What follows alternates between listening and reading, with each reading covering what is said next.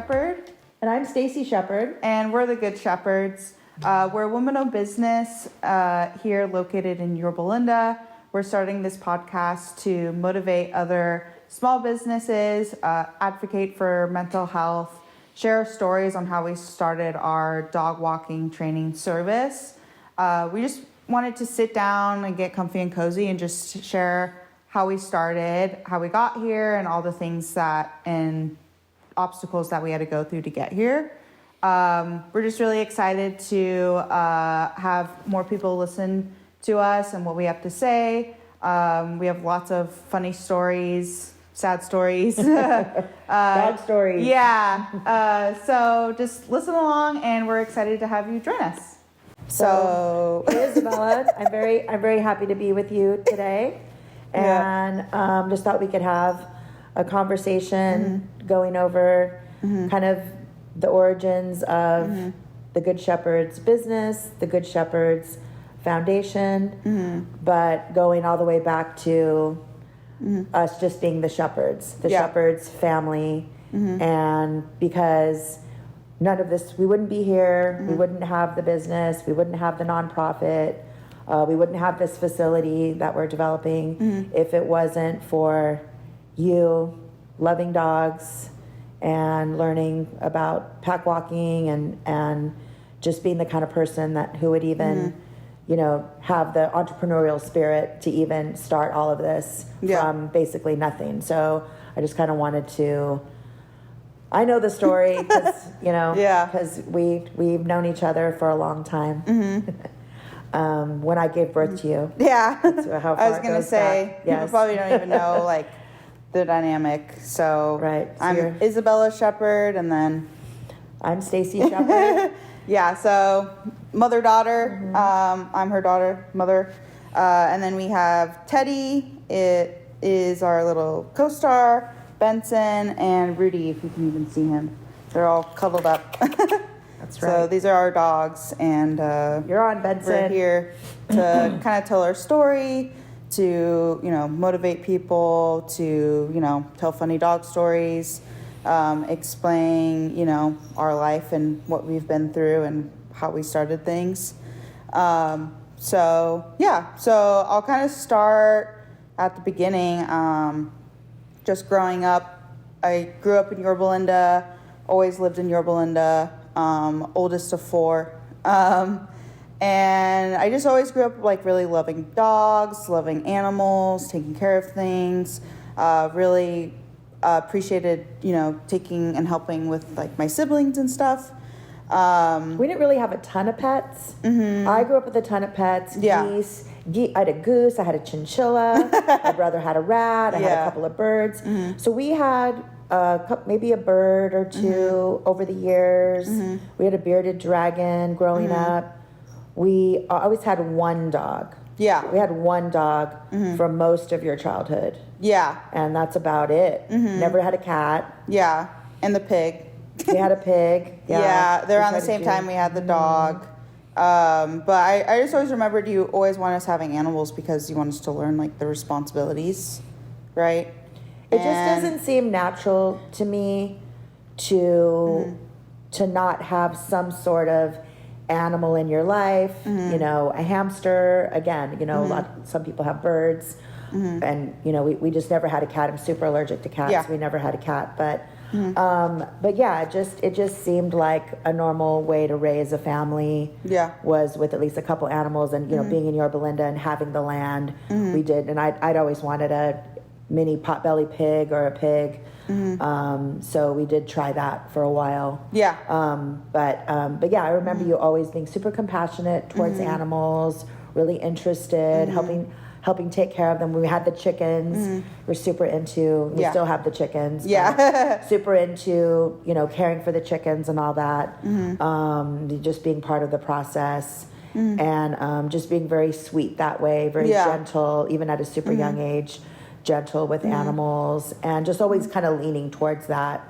You were, wanting to bring your friends over. The tortoises, we always had the little tortoises. I'm thinking what of all the, we didn't have that many animals, and then we did have a lot of animals. Yeah, but now thinking back on it now, I can remember we did always have a lot of animals, and it just seems really natural. Yeah. Just to live that way. Yeah, especially like Yorba Linda, if people don't really know what Yorba Linda looks like, 'cause a lot of people don't know where that is.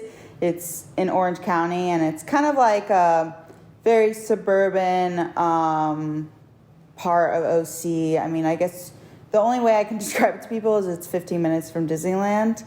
And I tell everybody there's a lot of people here with horses and goat, like any kind of livestock that they have, but it's also very like suburban and nice. It's kind of a good mixture. Yeah. Yeah, of horse properties and pretty close to the freeway and all that. So people live different kinds of lives here. Yeah. Big stretched out properties. Some people, or smaller yards, smaller areas, different things like that.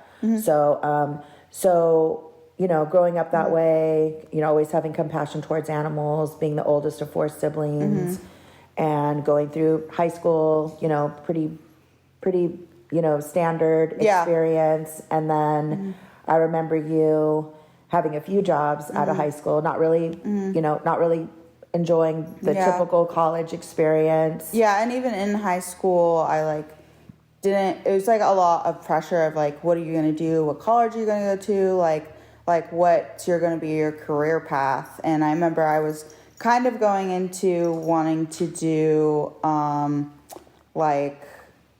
being a social worker or anything helping people, because that's where I find the most fulfillment, is helping and doing some kind of service to make someone feel better. But I didn't know how that can involve dogs, and I didn't really know being around animals, how much it would impact me once I started doing it as a job.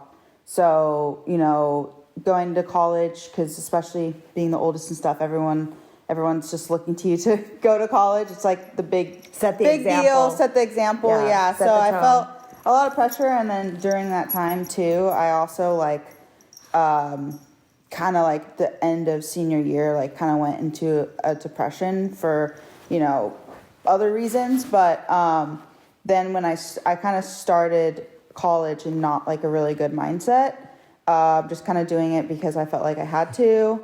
And then I was only at Irvine Valley College for a semester. And then after that, I was like, okay, well, I need to figure out what my passion is, because I had no idea. So I just went from job to job, trying different kinds of jobs. I originally thought I was going to be in the beauty industry and doing makeup and cosmetology. And then kind of switched over to, I worked at Palm Beach Tan or something, tanning place, and realized beauty is really not for me, dealing with those certain kinds of people.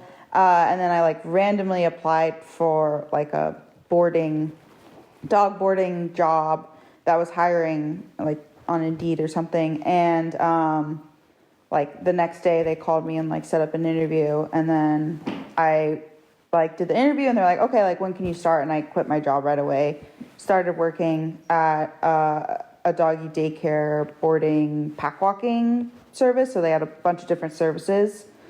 And then once I started doing that and dealing with dogs and learning, the different types of dogs, the different types of ways you need to handle them, I kind of just really got obsessed with it. I really I liked how much you could learn about it. And then, so that was just being a boarding attendant, which, if you don't know, a boarding attendant is a person that comes to the boarding facility and they take care of all the dogs that are boarding. So they feed them, clean after them. At our place where I worked, it was also walking them, just taking care of the dogs and just making sure, obviously, all the dogs are safe. And then they kind of transferred me over to start doing pack walks, which is walking big packs of dogs together. So I had my own van. I would show up, go in my van. I did half and half, so I did some pack walks, some boarding, because there was a lot of driving, because I lived kind of far away. And then doing the pack walks and the boarding, I would go back and forth. And I would get into my van, like get all my leashes, and then I would drive and pick up dogs and walk them and be outside. And then I was like, okay, this is this is like, I love the best job ever. Yeah, the independence of it, and then the being able to be like on my own, being able to listen to like a podcast or music while I'm walking outside. Especially like where I was walking was Newport Beach, so it was like every day pretty was sad. Every day so was ugly and sad, right? Every day was like perfect weather, like every single day. So so I started doing that, and then COVID happened. I worked there for like 3 years. Then COVID happened, and then I was still working during COVID, which was kind of scary because I was still going into people's houses, wearing like masks and gloves, and like obviously really like being more careful about it, but it was still really scary. And then just making minimum wage, and then I slowly started talking to you about starting my own thing because I loved it so much, but there's no money in it. Well, it's not a career path if you're working for someone else. Mm-hmm. So yeah, I just remember you working for that place. Mm-hmm. We don't need to say the name of it. Yeah. Working for that other place, loving it. I remember you saying, loving your coworkers, loving the dogs, loving the clients, loving the freedom, the structure of it, walking 3 packs of dogs a day, and then coming home and then walking all of our dogs. Yeah. And I just remember asking you, aren't you sick of dogs? I mean, just what you've been doing for 8 hours, and you come home and, it's getting dark, and you're going to go, because then you were learning the value of the structured lives that these other dogs are living. Yeah. And you wanted that for our dogs, right? Or, for our family, I and just learning about it. Yeah, the impact, and then it is mainly like I just really, really loved like being outside and like being, with these dogs, and especially like I think one of the best and rewarding things is, well, there's a couple, but one of them is when you're walking with a pack of dogs, the type of like interactions you have with people of you doing something that, you don't see every day was unusual, like, because I had like, when I started, I had like no confidence at all. Like I was very like shy, insecure, like just didn't know what I was doing with my life, had a lot of like self-doubt, like intense self-doubt, was coming out of like depression and anxiety. It was a rough season emotionally. It was a really, really bad time. It was really bad timing. Yeah. But because like even just statistically, going outside and going on a walk helps you feel better. But also when you go pick up a dog, how excited they are to see you. Yeah. And it's not like I'm the groomer where they hate me. Right. Where I go and see the dog and they're like, oh my God, like they're so excited. And then even just the dog interactions too. You're like so many dogs see each other. So many souls love me today. Yeah. I have eight happy faces, 3 times a day. Yeah. That's funny. Yeah, because that's one of the best things is like going in and having them be excited. But then there were also really hard times where you would go in and dog doesn't know who you are. You've never picked them up before. And they're terrified. And I would ask the office phone or ask, my boss or whatever, like, what do I do? And they're like, okay, just grab the dog. And I'm like, okay, this dog's like either running away and like peeing, or the dog's growling at me and snapping, and I'm like, I don't know what to do. So that was one of the like downsides besides picking up poop and stuff to my job. But I mean the good always outweighed the bad. And but I also remember you getting to a point where it was right before COVID. We didn't know COVID was coming. So right around that first of the year, because COVID was in March of 2020. So around January-ish, I remember you mustering up all your courage and all your confidence to go ask your boss for a raise because you did not have a fixed pack. Everybody else had their they were set throwing packs me around everywhere. And you would always get the leftover dogs, the new dogs, the problem dogs, because you, at that point, you had been the most consistent and you'd been walking the longest. Yeah. You had gotten to the top of the walking hierarchy. Yeah. But your boss, again, who shall be nameless, was not, I'll say his name, but wasn't really acknowledging you. You wanted to keep that job, but it was so expensive for you to drive all the way down there. Yeah. So you're like, I cannot afford to do this for too much longer. Exactly. Yeah. And so we were just having those discussions about, well, why don't you just start walking dogs around here in Yorba Linda? And then I remember you were 22 at the time, and you being so nervous about, what if it doesn't work? What if nobody wants to hire me to walk their dogs? So then the answer was, well, you can get another lousy $16 an hour job, another minimum wage job somewhere close by where at least you don't have to drive. Yeah. So, and you're young, you're single, you don't have a ton of bills. Now's the time to take chances. That's what your 20s are for. Yeah. Is trial and error. You tried college, wasn't for you. So it's like a process of elimination, right? Yeah. So let me go to college because all my friends are going to college and I'm the oldest and I'm supposed to go to college because we had this plan. You're going to go to college, you're going to play beach volleyball and do this thing. Yeah. And okay, as you're driving to college every morning and crying because you hate it so much. Yeah. Obviously not a good fit. So then, being uplifted, I remember being uplifted by just having this job that's outside, active, walking, being around animals. Yeah. And then, so then that goes to, you wanted to keep doing it, but you couldn't afford it. Yeah. And you're like, where am I headed with this? So, and I remember learning about training from some of the trainers there, some of the trainers taking you under their wing, which was super cool. But again, it just didn't seem like a viable life plan to be working for this other company. Yeah. So then we started getting the discussions of you doing it yourself. So then we got you designed the logo. Yeah. And then had a friend put that together. Yeah. Thanks, Garrett. Garrett Gonzalez. I'll say his name. Yeah. And then just go into the bank. $500. I gave you the seed money. Yeah. A stack of Post-its. An extra cell phone. Yeah. And the logo. And you didn't even have a van. You had a Honda Civic. That tiny car.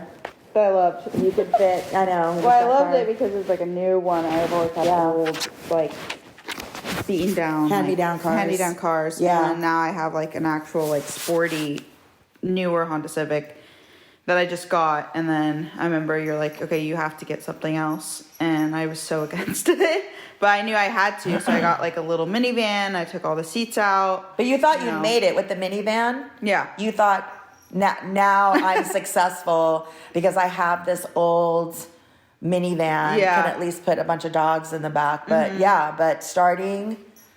I remember starting it, thinking that you're starting it, and I think you had a couple of clients, and then COVID hit, so they just started walking all of my friends' dogs for free. Yeah. Because nobody wanted to even let their dogs outside. Yeah. It was crazy. Yeah, it was hard. It was so hard to even have a conversation with anybody because again, I was still not 100% confident in what I was doing. And being able to reach out to people because no one wants them in their house. There's, people are on lockdown. It was just really, really, really hard. And then it was also finding the dogs and then also not knowing how to market because I didn't go to college. I didn't know what I was doing. All the knowledge that I knew was from working at another place and mainly knowledge about handling the dogs. Again, just reaching out to friends and family. Yeah. And, hey, can Isabella come and walk your dogs? Yeah. For free. And just to get the photos to put on social media, just to put, at the time, I think it was just Facebook. I don't think we did Instagram at the beginning. It was just Facebook and taking photos of just, walking our dogs, walking, our friends' dogs, and even walking, at the time, first responders' dogs that lived in the area. Yeah. Again, for free, just as a favor, just to keep it going. Yeah, just to get some dogs and passing out flyers and just not knowing what I was doing. And then it kind of like, after that, like for, I'd say like a couple months, obviously, that was like a couple months before the mandate lifted. And then things like kind of snowballed really, really, really fast. So then like my friend Kelly, she was boarding dogs at her house, and then actually before that, I was working at that place and I switched to another place part-time because I went from an outdoor facility to an indoor facility. So with the indoor facility, it's all like cement. There's no, like, obviously there's ventilation, but like you're not outside, so all the smells are way more intense. The facility just was not like nice. It was, yeah. Well, it was gonna say it almost looked like a shelter in a way, where it's just like glass windows, concrete, no grass, no. But then outside walks. I remember when you left the first place, the place where you really learned just about everything. I loved. That you loved, and then you went to the second place. You had already started the Good Shepards. Yeah, I had barely started. And you were what the plan was for you to work part-time for that indoor facility and do the Good Shepards part-time, because there wasn't enough business for you to do it full-time. Yeah. And that was in the spring of 2020. COVID had been going for about a month or two, and then getting into the summer. And then I remember we had said that you were going to do that for the rest of the year, which would have been about 6 months of doing half and half. But then the travel ban lifted. Yeah. And then the business started to snowball. Yeah. And I told you, I remember it was August, because you were supposed to go through December of 2020. Yeah. Working part-time at this other place. And then I remember telling you, you have to quit your day job. Yeah. You have to quit your job, and you have to take a leap of faith. You have to believe in yourself enough. Yeah. Don't make me cry. I feel like crying right now. Believe in yourself. I know you can do this.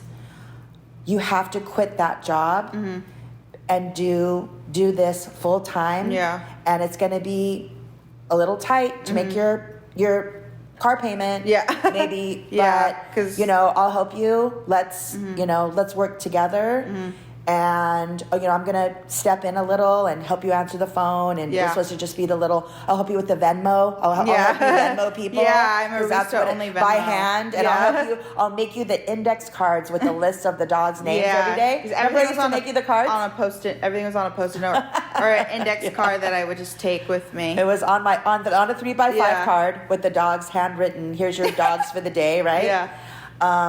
And that was August, so you didn't even make it to December of that year. Yeah. Because it was growing and snowballing, and the networking of even like my friends. Shout out to middle-aged housewives. Yeah. Were spreading the word.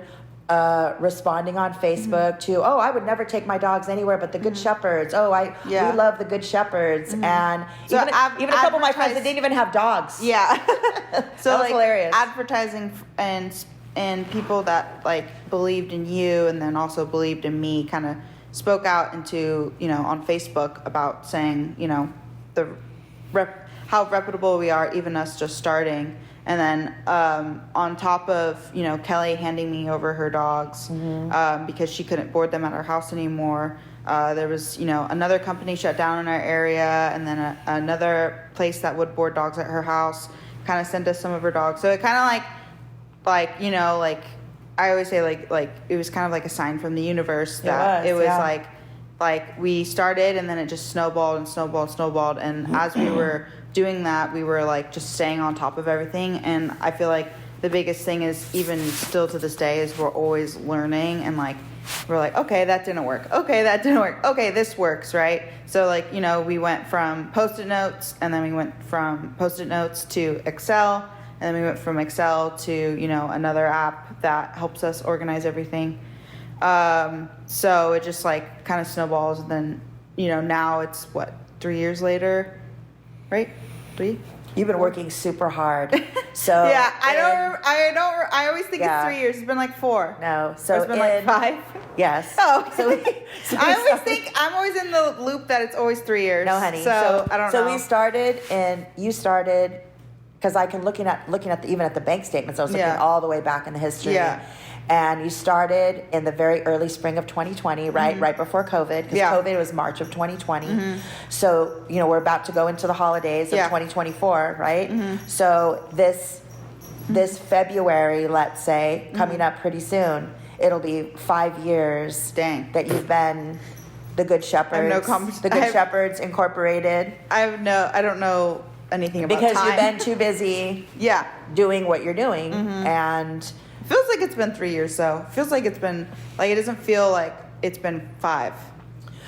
Or do you think it has? I think because of what we were saying before, that it's always evolving and changing. And I think we're doing two things. We're reacting to the needs of our client base.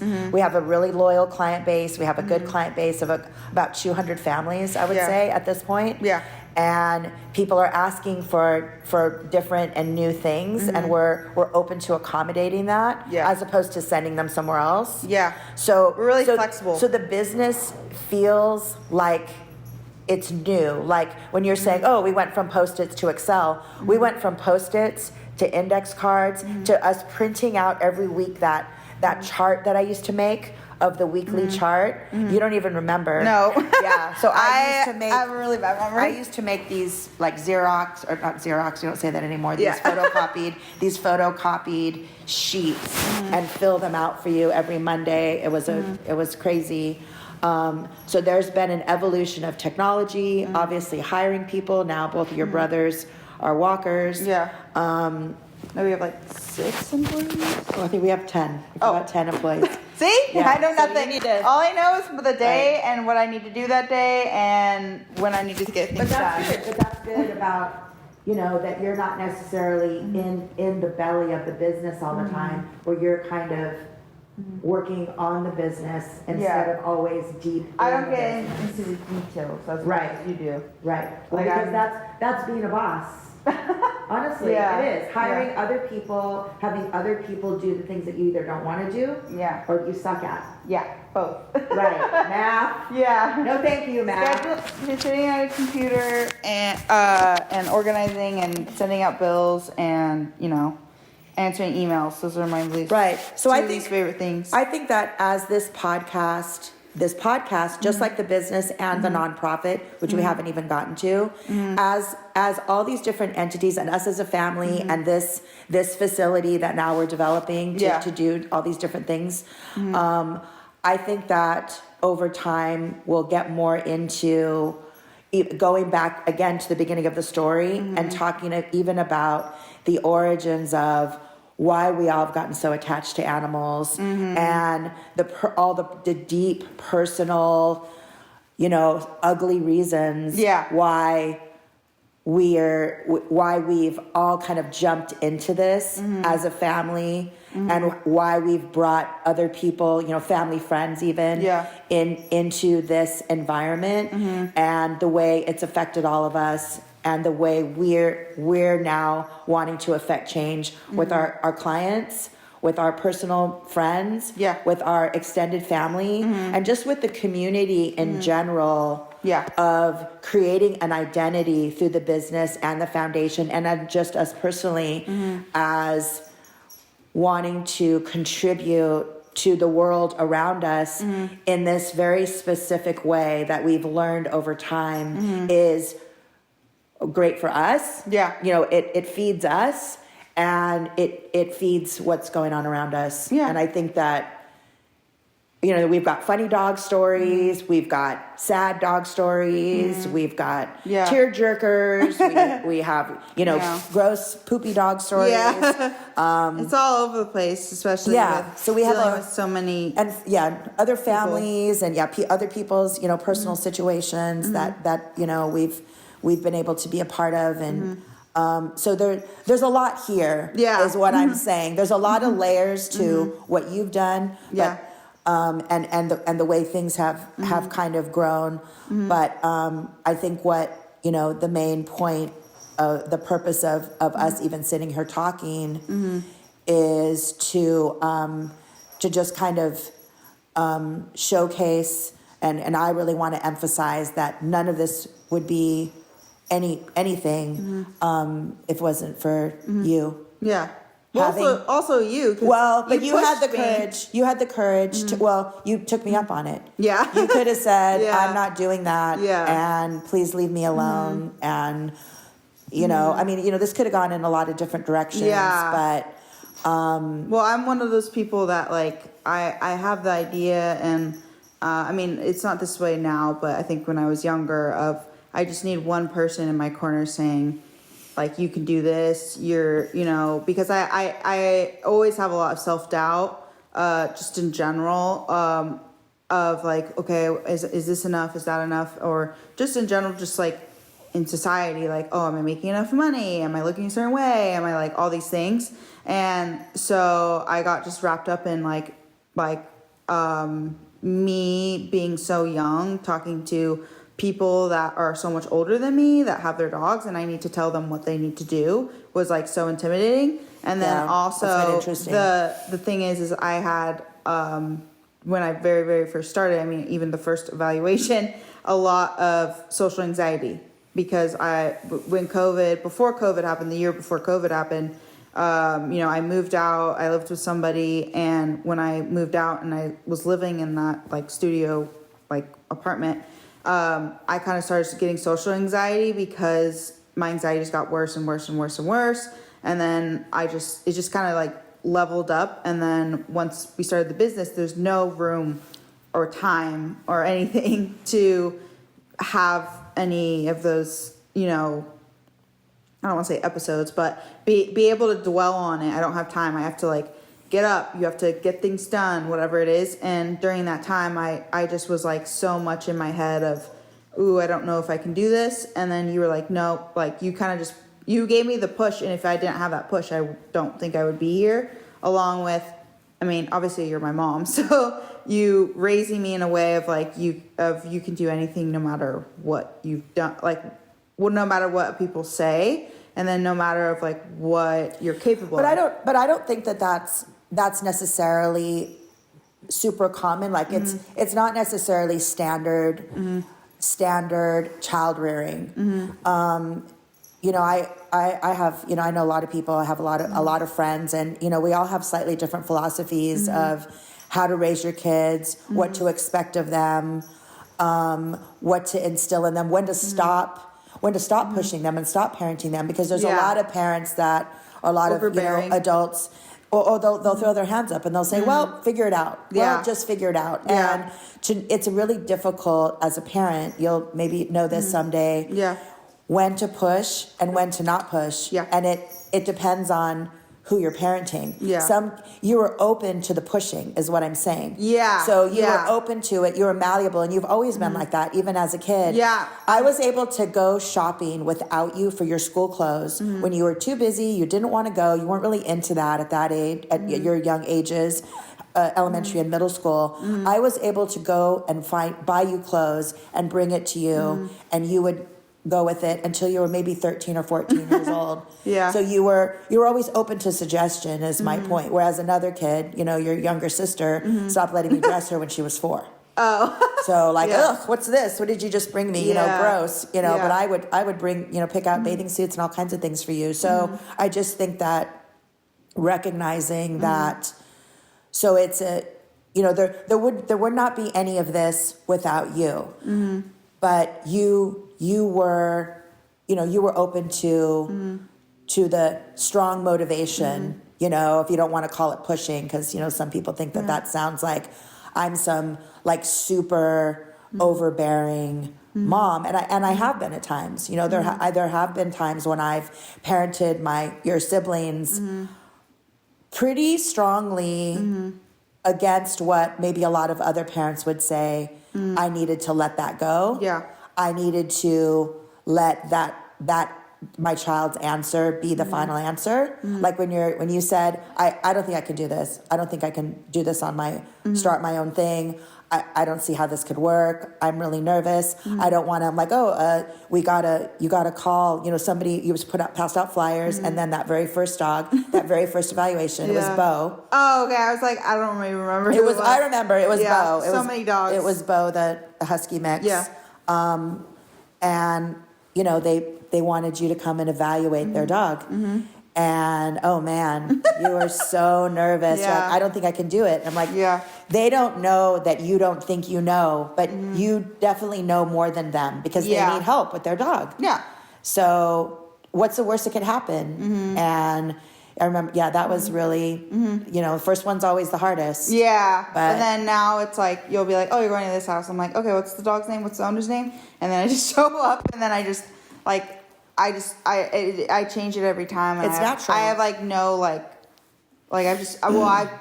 mean, it just goes back to like practice is the best way to get a better. What is the saying? Practice makes perfect, right? The more you practice it, the better you get. But everybody's different in how they learn, and you've always been a kinesthetic learner.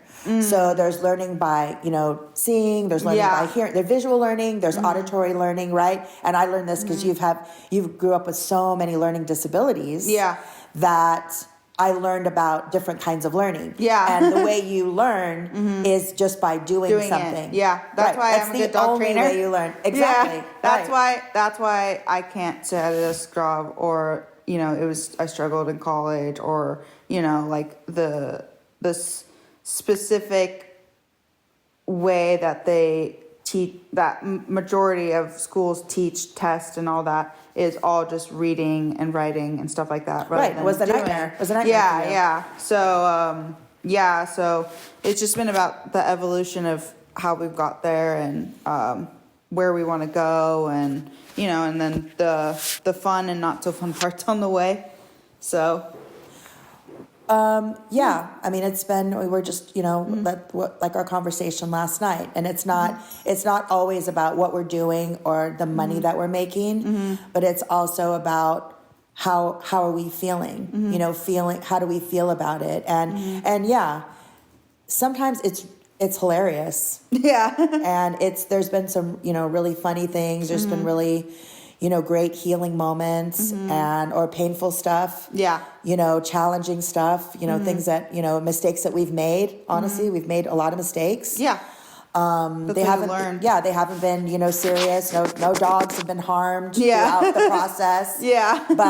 But just some live and learn type of interactions and type of stuff. And, but that's just life. Yeah. And we're all just out here doing the best we can. Yeah. One fluffy face at a time. Yeah. And we're excited to talk about it and share our story. I love you. Love you too. So I think we've come to the end of our very first podcast, and I think we did a pretty good job. What do you think? I think it was good.